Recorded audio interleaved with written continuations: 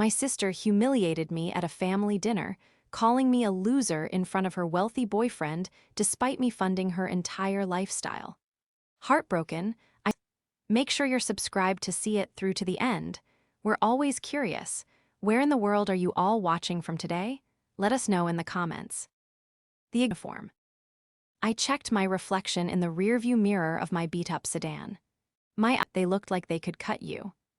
I felt immediately out of place in my department store dress and sensible shoes, clutching a purse that had seen better days. The hostess looked me up and down with a practiced, polite disdain before leading me to the private booth in the back. There they were, my parents more than my car. He was the son of some real estate mogul, a connection Catherine had made at the university. He had his arm draped casually over the back of the booth, possessing the space, possessing her. "Fiona, you made it," Catherine said, her voice bright but lacking warmth. She didn't stand up to hug me. She just gestured vaguely to the empty seat across from them. "Happy celebration, Cat," I said, sliding into the booth. I tried to smile, but my face felt stiff. "I'm so proud of you." "Thanks," she said, of me. But they didn't. My father cleared his throat awkwardly and took a drink of his water. My mother reached out and touched Catherine's arm gently, but she didn't scold her. She just said, "Oh, Kathy, don't be so harsh." Harsh, not wrong, not cruel, just harsh. Familial duty had instantly evaporated, leaving behind a stark, jagged landscape of reality. "I see," I said. My voice was surprisingly steady, low and calm. It didn't sound like my voice. It sounded like a stranger's. "So, I'm a loser, and I'm embarrassing you." "Don't be dramatic, Fiona," Catherine sighed, rolling her eye. "I'm not feeling well," I said, pushing my chair back. The legs scraped loudly against the floor, drawing looks from nearby tables. "I'm going to head home." "Run away, then," Catherine said, not even looking up. "Just make sure you transfer the rent money for next month before you go to sleep. I need to buy some books tomorrow." The audacity. I sat in the driver's seat and gripped the steering wheel until my knuckles turned white. I didn't cry. I thought I would, but the tears didn't come. Instead, a burning, white-hot rage ignited in my gut.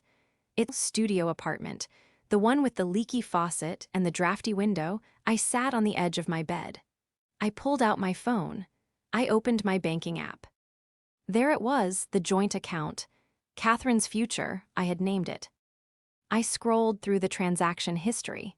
$2,400 luxury apartments management, $350 university bookstore, $1,200 tuition installment, $150 Sephora, $80 sushi bistro. I looked at my own checking account, $412. I had lived on instant noodles and toast for 3 weeks so she could have sushi. I had worn shoes with holes in the soles so she could buy makeup. I had worked 60-hour weeks, ruining my back and my eyes, so she could focus on her studies without the burden of a job. My phone buzzed, a text from Catherine. "Kat, don't be mad. You know I'm just stressed. Seriously, though, don't forget the transfer. Julian and I are looking at a weekend trip to Napa and I need cash." I stared at the screen. She didn't even apologize. She just doubled down. She truly believed she was entitled to my lifeblood. She thought I was a resource, a faucet she could turn on and off. She thought I was too weak, too desperate for her love to ever say no. I looked at the transfer button. She thought she was untouchable because she had Julian and his mindset. She thought she was better than me because she sat in a classroom while I stood behind a bar. But they had forgotten one crucial thing. I wasn't just the bank, I was the signatory. To understand why that night broke me, you have to understand what I gave up. 6 years ago, our parents lost everything in the housing crash. Dad's pension, the house, the savings, gone. Catherine was 18, bright-eyed, and accepted into her dream university. I was 26, just starting to gain traction in my design career. I saw the fear in her eyes when Dad told her there was no money for college. I saw her future crumbling. So I stepped up. I made a promise. "I've got you," I told her. You go to school, I'll handle the rest. I didn't just handle it, I buried myself for it. I took a second job waiting tables at a high-volume sports bar. I worked days at the agency and nights at the bar. I missed my best friend's wedding because I couldn't afford the time off. I dated no one because I had no time and no money for dates. I lived in a shoebox apartment in a bad neighborhood so I could pay for her safe, secure condo near campus. I did it because I loved her. I did it because I wanted her to have the life I couldn't have. I was her sister, her protector, her safety net. And for a long time, she was grateful. Or at least, she pretended to be. Then came Julian. Julian appeared 3 months ago. He was a consultant regarding venture capital, or so he claimed. He was 28, drove a leased Porsche, and spoke exclusively in buzzwords. He came from old money, or at least, his family did, and he viewed anyone who actually worked for a living as a failure of imagination. The first time I met him, he asked me how much I made in a year. When I deflected, he laughed and said, "That's cute, that's my monthly allowance." I saw the way he looked at Catherine, like she was an accessory, and I saw the way he looked at me, like I was the help. But the worst part was watching Catherine morph into him. She started criticizing my clothes. She started making fun of our parents' small rental house. She started using words like equity and leverage without knowing what they meant. Julian was the architect of this new Catherine. He was the one whispering in her ear that she deserved the best, that she was special, that the people around her were dragging her down. He was isolating her, feeding her ego while detaching her from reality. He was a predator in a tailored suit. He didn't love her. He loved having a pretty girl who hung on his every word. And he especially loved the fact that she had money to spend, money he assumed came from family wealth, not realizing it came from her sister's sweat and tears. He was influencing her to hate me, likely because he sensed that I was the only one who saw through him. I saw the way his eyes lingered on the bill when it came, waiting for someone else to grab it. I saw the vague answers he gave when asked about his actual job. He was a fraud, and he had turned my sister into a monster. I sat on my bed, the phone screen dimming in my hand. I thought about the text message, "Need cash for Napa." I thought about the night I fainted at the bar from dehydration because I hadn't stopped running for 8 hours. I thought about the time I had to sell my grandmother's locket to cover her sorority dues because she was crying about being left out. I looked at the banking app again. I wasn't just a sister anymore, I was a creditor, and my client had just defaulted on the loan of a lifetime. I didn't reply to the text. I didn't call my parents to cry. Instead, I opened my laptop. I logged into the bank's main portal. I navigated to the scheduled transfers section.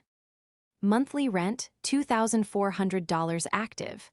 Tuition autopay, $1,200 active. Weekly allowance, $300 active. My finger hovered over the trackpad. Julian wanted to talk about cutting dead weight. He wanted to talk about mindset. Fine. Let's see how his mindset handles an eviction notice. I clicked cancel, then confirm. Then, I went to the account access settings. Authorized user, Catherine. I clicked remove. The screen refreshed, processing. Success, user Catherine has been removed. I closed the laptop. For the first time in 6 years, I laid back on my pillows and didn't worry about the next shift. I didn't worry about the overtime. I slept like a baby. The morning after the dinner, I woke up to a sound I hadn't heard in years. Silence. Usually, my mornings were a frantic race against the clock, checking emails for freelance edits, coordinate. Ting Catherine's schedule, ensuring my main job tasks were queued up, and mentally prepping for the night shift. But today, the silence was heavy, pregnant with the storm I knew was coming. I lay in bed for 20 minutes just staring at the water stain on my ceiling, tracing its outline. It looked like a cloud, or maybe an anvil. I made coffee, I drank it slowly. I didn't check my phone.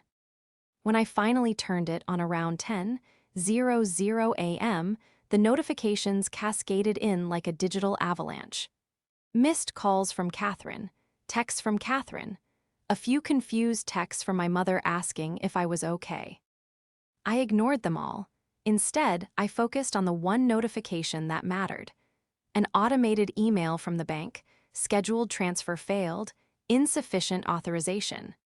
A grim satisfaction settled in my chest. It had begun. I went to my desk, a small, cramped corner of my studio where I did my freelance work, and opened my laptop. It was time to assess the battlefield. I wasn't just a sister anymore. I was a strategist dismantling a parasitic organization. First, the apartment.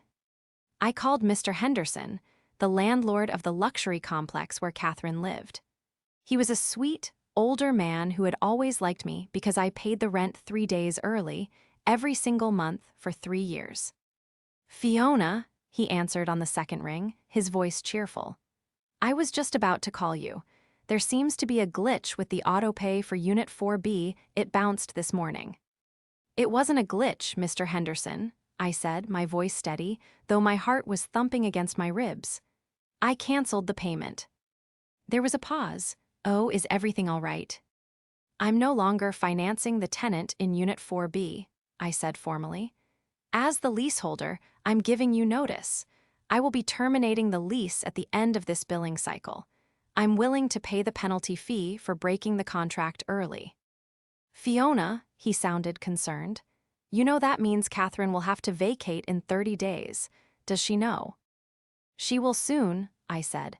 "Mr. Henderson, if she tries to contact you, please direct her to me.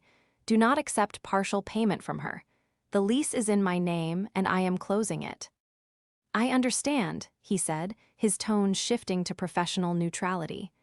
"I'll draw up the papers. You're a good girl, Fiona. I hope you're okay." "I'm better than I've been in a long time," I replied. I hung up. Step 1 complete. The roof over her head was now a ticking clock. Next, the consultant. I opened a new browser window. Julian, the man who mocked my hustle. The man who claimed to be a venture capitalist titan. I knew his first name and the general area his family was supposedly from, some enclave of wealth in Connecticut. I knew he claimed to be an investor. I started digging. I used the tools of my trade, advanced search operators, public record databases, and social media archives. As a graphic designer, I often had to research clients to ensure they were legitimate before taking on large contracts. I knew how to find digital footprints that people thought they had scrubbed. I searched for Julian Vane. I remembered his last name from the reservation at the restaurant. LinkedIn, Julian Vane, visionary, angel investor, blockchain enthusiast. It was a profile filled with buzzwords but devoid of substance. No specific companies listed, just self-employed and consultant. I dug deeper. I checked the business license database for the state. No LLCs registered under his name, no corporations. I checked the court records in the county where he claimed to live. Nothing. Then I expanded the search to his supposed hometown in Connecticut, and there it was, a small, ugly breadcrumb trail. A speeding ticket from 3 years ago, but the vehicle listed wasn't a Porsche. It was a 2012 Honda Civic. The address listed wasn't a mansion. It was a unit in a garden-style apartment complex near a community college. I kept digging. I found an old Facebook profile he had abandoned under the name Jules Vane. The photos were telling. No Amalfi Coast, no private jets, just pictures of him at keg parties, working at a car rental agency, and reposting get-rich-quick seminar videos. Then I found the smoking gun, a forum post on a watchdog site for fake gurus. A user had posted a warning 6 months ago: watch out for a guy named Julian in the city. Claims to be old money, tries to get girls to take out loans for his investment opportunities.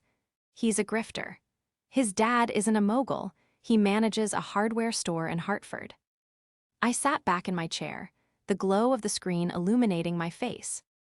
He wasn't rich. He was broke. He was projecting an image of wealth to prey on insecure, ambitious girls like Catherine.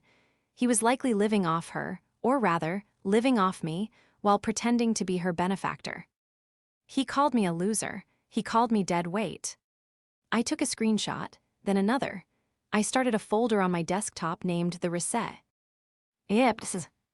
I wasn't just going to cut them off. I was going to expose them. The explosion happened at 2:15 p.m. I was at the bistro, prepping the bar for the early dinner rush. I was slicing limes, the sharp citrus scent filling the air, when my phone, which I had left on the counter, lit up. Catherine calling.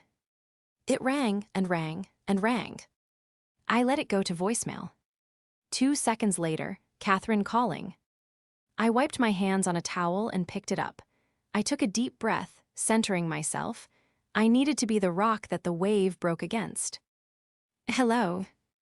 Fiona, her voice was a shriek, so loud I had to pull the phone away from my ear. She sounded hysterical, breathless.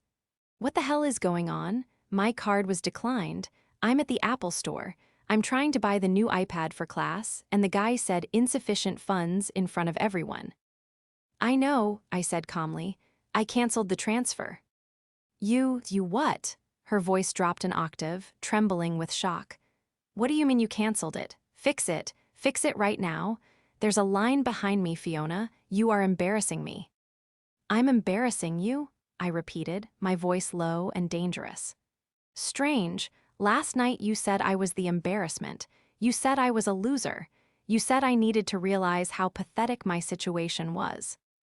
Oh my God, are you seriously doing this right now? She screamed. Are you being this petty over a joke? I was drunk. Julian was just playing around. You can't just cut off my money because your feelings are hurt. It's not your money, Catherine, I said, enunciating every word. It's my money. The money I make scrubbing tables and designing logos until 3:00 a.m. And you're right. I realized how pathetic my situation was. My situation was paying for a sister who despises me. Fiona, stop it. Transfer the money. Julian is waiting for me. Let Julian pay for it, I said. He's the millionaire, right? He's the one with the vision. Surely $1,000 for an iPad is pocket change for a vein. There was a silence on the other end, a thick, panicked silence. He left his wallet in the car, Catherine stammered. Of course he did, I laughed, a dry, humorless sound. Catherine, listen to me closely. The account is closed. The credit card is canceled. And I spoke to Mr. Henderson this morning. I'm terminating the lease on the apartment. You can't do that, she wailed. That's my home. Where am I supposed to go? You have 30 days. I suggest you ask Julian. Or maybe you can manifest a new apartment. There was a scuffling sound, and then a deeper, angry voice came on the line. Listen here, Fiona. It was Julian. The smooth, cultured accent was gone, replaced by a rougher, aggressive tone. You think you're being smart, but you're making a big mistake. You don't know who you're messing with. My family lawyers will have a field day with you. This is financial abuse. Financial abuse? I leaned against the bar, twirling a paring knife on the cutting board. Cutting off a 24-year-old adult from my personal bank account. Go ahead, Julian. Call your family lawyers. What's the firm's name? Is it imaginary, like your trust fund? Excuse me, he sounded rattled. I know who you are, Julian, I lied. Well, half-lied. I knew enough to bluff. I know about the hardware store in Hartford. I know about the rental car agency. I know you're not an investor. You're crazy, he spat, but his voice cracked. You're a jealous, bitter old maid who can't stand to see her sister succeed. And you're a con artist driving a leased car you can probably barely afford, I countered.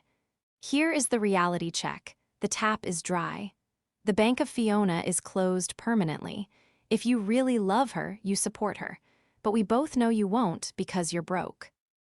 You will regret this, he threatened. I'm going to ruin you. You can't ruin someone who has nothing left to lose, I said. Put my sister back on. She doesn't want to talk to you, he sneered. We're done with you. The line went dead. I stared at the phone. My hands were shaking, not from fear but from adrenaline. I had done it. I had severed the limb to save the body. I looked up and saw my manager, Dave, watching me with concern. "Everything okay, Fi?" "Yeah, Dave," I said, pocketing my phone. "I just quit my third job." I knew the silence wouldn't last. Julian and Catherine wouldn't just walk away, they would scramble to regain control of the narrative. They needed a villain to explain their sudden financial collapse, and I was the perfect candidate. 2 days later, the flying monkeys arrived. My mother called me in the middle of a client meeting. Then my father. Then my aunt. I let them all go to voicemail until I was home, sitting in my sanctuary of a studio, armed with a glass of wine and my laptop. I called my mom back. "Fiona Marie," she was crying. I could hear the jagged intake of her breath. "How could you be so cruel?" "Catherine is distraught. She says you cut her off because you were jealous of Julian hitting on her." I nearly choked on my wine. "What?" "She was here for hours today," Mom sobbed. "She said you've been stealing from the account meant for her tuition. She said you threatened to make her homeless because you wanted Julian and he turned you down." "Fiona, tell me it's not true. Tell me you didn't steal her school money." The brilliance of the lie was sickening. They had taken the truth, that I controlled the money, and twisted it into embezzlement. They knew my parents didn't understand how the accounts were set up. They knew my parents were soft, easily manipulated by tears, and Catherine was a master performer. "Mom," I said, my voice hard, "stop crying and listen. Who put the money in that account?" "Well, we thought you were managing the inheritance fund." "There is no inheritance fund, Mom," I shouted, losing my composure for the first time. "Dad's pension is gone. The money in that account was my paycheck. Every dollar she spent on sushi, on clothes, on that apartment, it was money I earned waiting tables." "But," Julian said. "Julian is a liar," I cut her off. "Mom, Catherine is lying to you to cover up the fact that she's been bleeding me dry. Did she ask you for money?" My mother went silent. She needs a deposit for a new place. She said she's unsafe because you gave her keys to some strangers." "I gave notice to the landlord," I rubbed my temples. "She asked you for money, didn't she? How much?" "Your father gave her $5,000, Mom whispered. "It was our emergency savings." I closed my eyes. The rage that filled me was cold, absolute, and terrifying. Julian had pivoted.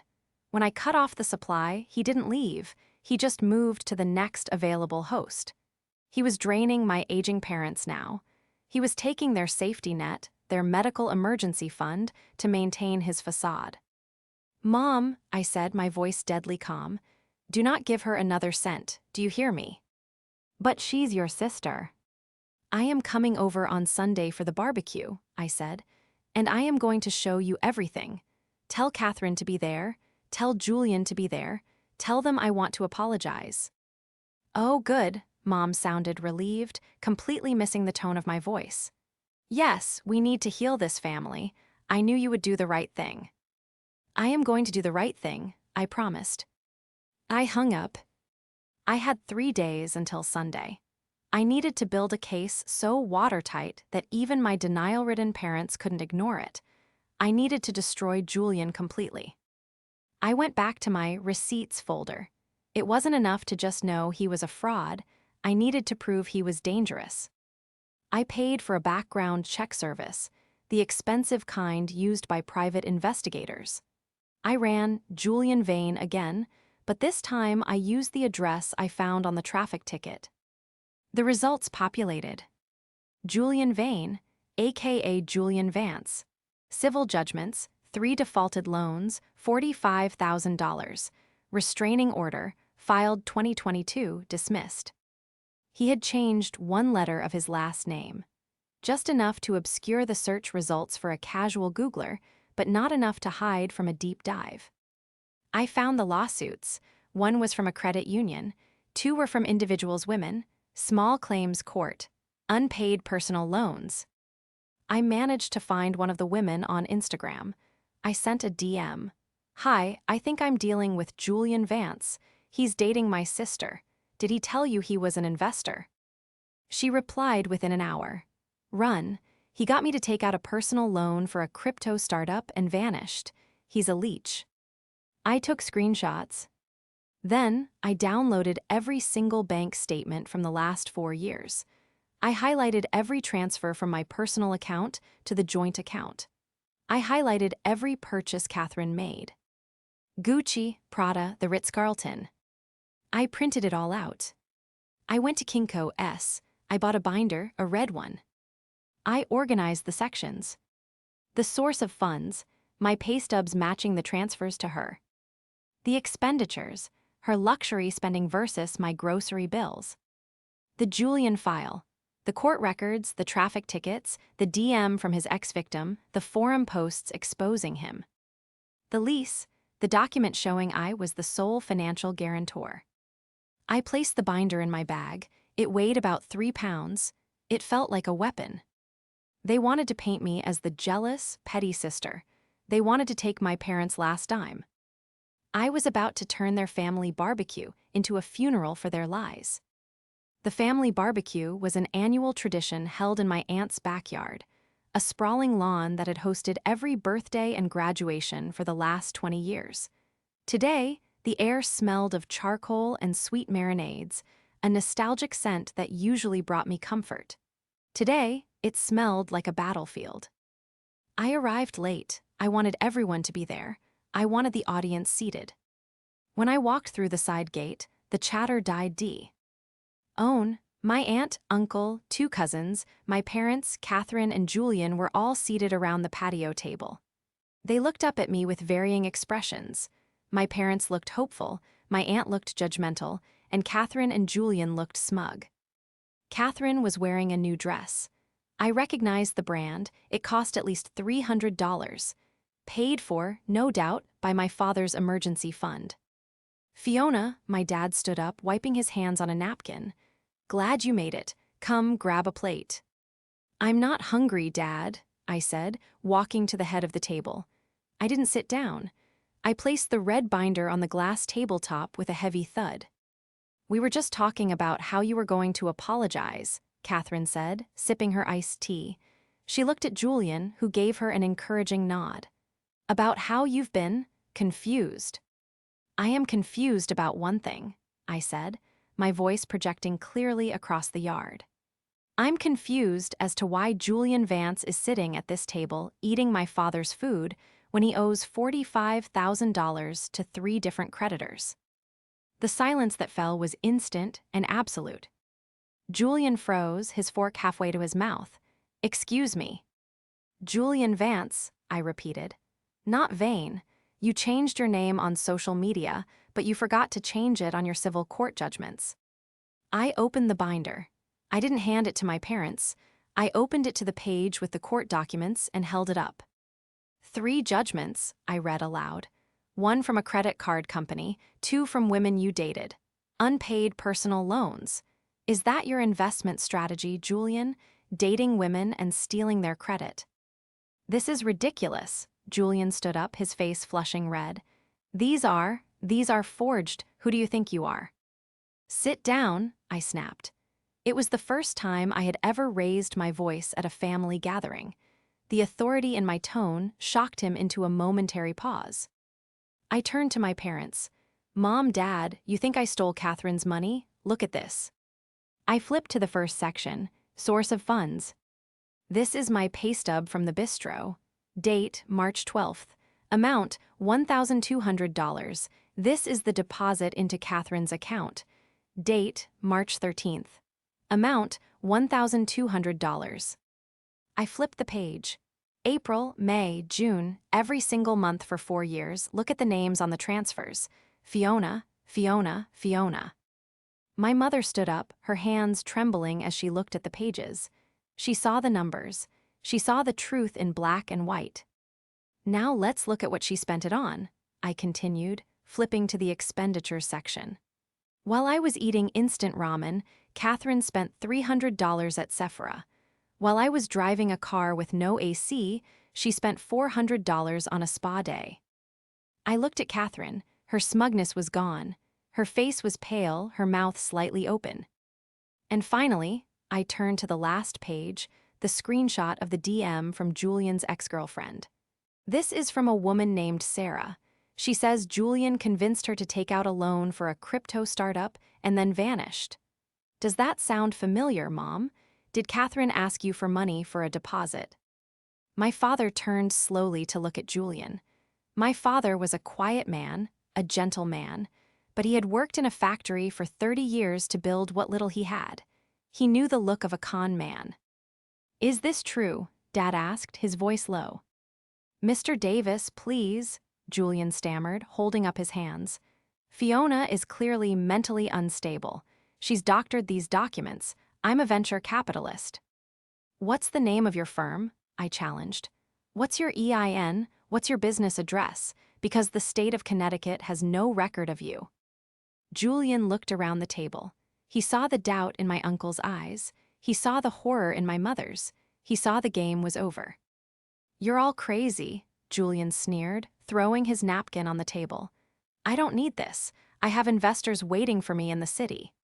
He turned to Catherine. Come on, Kat, we're leaving. Catherine sat there, frozen. She looked at the binder. She looked at me. Then she looked at Julian, really looked at him, perhaps for the first time seeing the sweat on his brow, the cheapness of his suit, the panic in his eyes.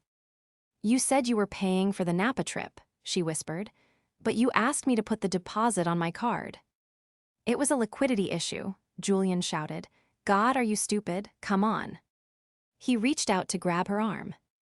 Don't touch her, my father boomed. He stepped between them, his chest heaving. Get off my property, now. Julian sneered, adjusted his jacket, and spat on the grass. Fine, good luck with your loser daughter. He stormed out of the gate. The latch clicked shut behind him. Catherine sat alone at the table. The silence was heavy, broken only by the chirping of crickets. She looked small. She looked young. He lied, she whispered, looking at me. He lied about everything, I said, closing the binder. But so did you, Catherine.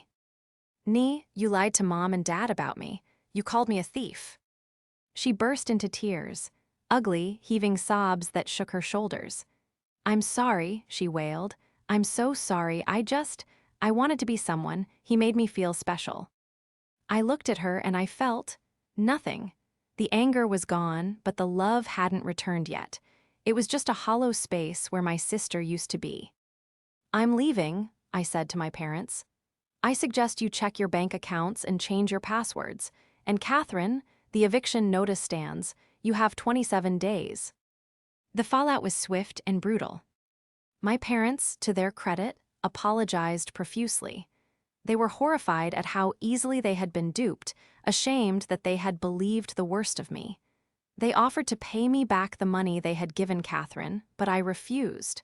They needed it more than I did.